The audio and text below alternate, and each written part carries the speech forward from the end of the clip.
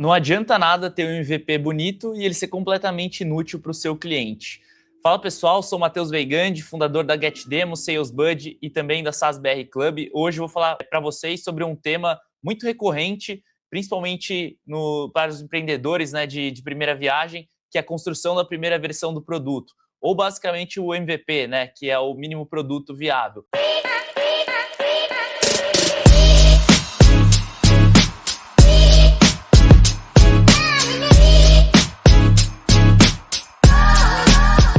O MVP, na verdade, ele surge como uma validação de mercado, né, para os founders que estão tentando se propor a resolver algum problema.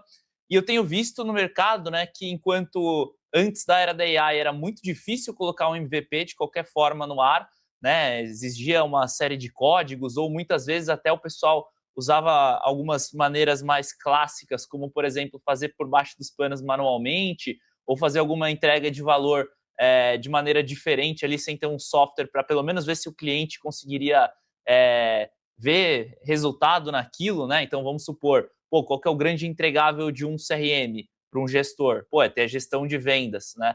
Um MVP disso, que poderia ser, não necessariamente um software pronto, mas poderia ser algo que entregue isso de maneira, que seja numa planilha, que seja num relatório pronto, para que um gestor de vendas consiga ver valor e assim validar essa tese, né? Dei o exemplo do CRM, que é muito clássico, mas obviamente pensem nisso aplicado à realidade dos produtos de vocês. Mas vamos lá, pessoal. O que eu vejo, né? De uns tempos para cá, a galera, por conta da AI, Lovables da vida, né, entre outros, tem mudado um pouco a ótica do MVP. Então, antes, o que era muito difícil de desenvolver funcionalidade virou mais fácil, né? E agora eu tenho visto o mercado um pouco entusiasmado demais, né? Então, pegando lá o no-code e criando uma primeira versão já com 300 mil funcionalidades, extremamente bonita. Pra vocês terem uma ideia, o MVP das minhas duas empresas foram produtos totalmente grotescos. No primeiro caso da GetDemo, né, não tinha nem botão de apagar as demos, por exemplo. No caso da SalesBuddy também era um produto terrível, né, cheio de API por trás, onde a gente depois foi de fato desenvolver o que tinha que ser desenvolvido, mas nosso intuito principal era entender se tinha alguém no mercado que estaria disposto a pagar por aquilo, né? E, de fato, quando você entende que existem pessoas dispostas a pagar por aquilo, é onde vale a pena você gastar energia, de fato, em embelezar seu produto, em criar funcionalidade.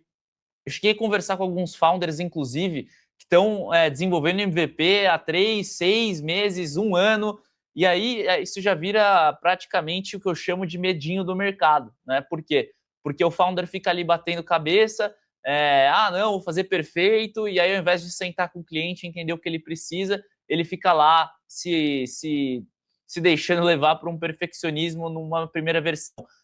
Por experiência própria, posso dizer uma coisa para vocês sobre MVP. Não adianta, você pode pensar em todos os cenários possíveis. Quem vai te dizer o que é necessário de fato é o cliente. E pasme, muitas vezes você pensa que sabe o que o cliente precisa, mas na prática, só quando você coloca ele para rodar ou conversa com ele que você entende. Então, eu diria assim que, em vários casos, 95% do tempo que é desperdiçado pelo founder quando ele está criando um MVP perfeito é algo que, se ele tivesse feito qualquer coisa de início, validado, conversado com o cliente, ele não teria feito tudo isso e ele teria agido muito mais rápido. Lembrem-se, pessoal, o MVP nada mais é para identificar se existe uma dor no mercado, existe uma solução e se você está conseguindo fazer essa dor ser solucionada. Simples assim, tá? Todo o resto, o modelo de negócio, como o produto vai funcionar, as funcionalidades mais premium, mais complexas, elas vão surgir no decorrer dessas conversas. Qual que é o tempo certo que eu vejo para você entregar um MVP? Cara, no máximo 1 mês. Não é para ser mais complexo do que isso, né?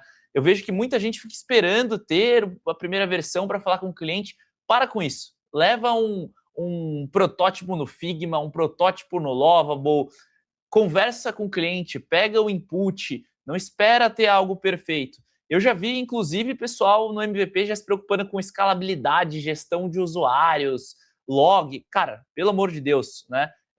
Ficou mais fácil desenvolver com AI para uma primeira versão? Ficou, mas não se pode esquecer, né, que no final do dia não adianta ter um monte de botão bonitinho se não resolver uma dor real do mercado. Eu diria que 99% das startups morrem porque, primeiro, elas não conseguem identificar uma dor real, segundo, que elas não criam um modelo de negócio que é minimamente sustentável. Então, né, eu acho que qual que é a grande mensagem aqui, né? Legal, bacana, temos recursos para tracionar o MVP mais rápido, mas não se percam na ideia de criar algo perfeito, tá? Quem vai dizer isso para vocês no final do dia é o cliente. Ah, Matheus, então como é que eu começo um processo de MVP? Seleciona 10 clientes potenciais, manda mensagem no LinkedIn, pede uma conversa, pede um feedback, pergunta se existe essa dor, mostra o seu protótipo, diz se dessa maneira resolveria a dor, escuta o cliente, né, deixa ele falar um pouco.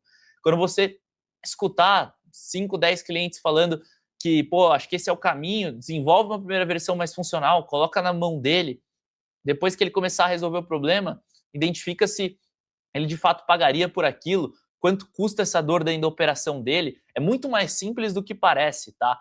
O pessoal está se perdendo um pouco nessa visão de ter né, o AI ali, desenvolvimento mais simplificado, que na prática, no final do dia, vou ser bem sincero, quando você desenvolve uma primeira versão de produto toda complexa, você só vai ter mais lugares para dar bug, você só vai ter mais complexidade para o usuário, então, às vezes, o menos é mais nesses casos, tá?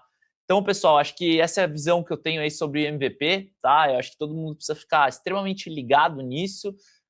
Não deixe de sempre voltar e pensar o que o cliente gostaria de testar, o que o cliente vê como valor. E é isso, acho que tema super importante aí. Quem consegue passar por esse estágio já tem praticamente muito mais metade de chance de dar certo, né? Eu acho que o MVP ele é 50%, porque ele te responde perguntas que são extremamente importantes. Claro que o resto, o modelo de negócio, a precificação, ela vem com o tempo, mas a partir do momento que você valida de fato o MVP, que é você resolver o problema de vários clientes com uma solução só, você já tem um caminho gigantesco para dar certo, você não vai ficar dando murro em ponta de faca, beleza? Valeu, pessoal, se inscrevam no canal aqui e até o próximo vídeo.